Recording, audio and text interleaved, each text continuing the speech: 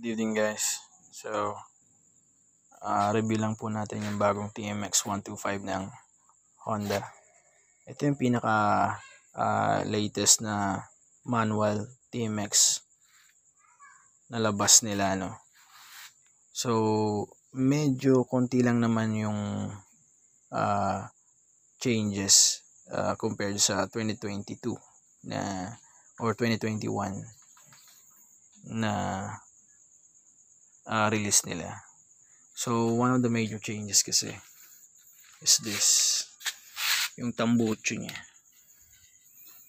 Kung mapapansin nyo yung tambucho niya, meron na siyang rim dito or parang protector.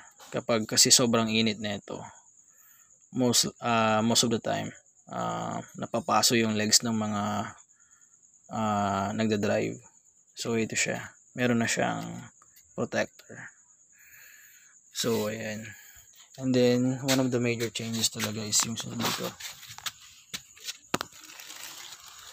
Ito. Meron na siyang, ito kasi kapag nakababa, ang ibig pong sabihin yan, may gas pa siya.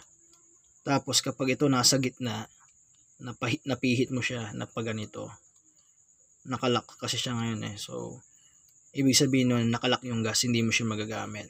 And then, pag nakabaliktad naman siya, totally up sa taas, ibig sabihin, naka-reserve na lang siya. Reserve na lang yung gas niya. So, ito yung one of the major changes nung 2023. So, ayan. Wala naman masyadong bagong changes, no? Wala naman masyadong changes sa kanya. Aside sa mga dito kasi sa parts na dito, hindi ko na alam to eh. May mga changes na siguro dyan. Pero ito, most likely, ito yung pinaka major, yung tambucho niya. Iba. Sa mga nakaraang model kasi, stainless to. Pero ito parang may pagka-rubberize yung dating niya. So, yan guys. Ito yan. So, nilak na ni tatay. Ayan.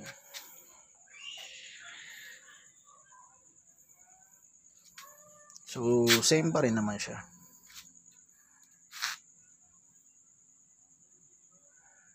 Peace out.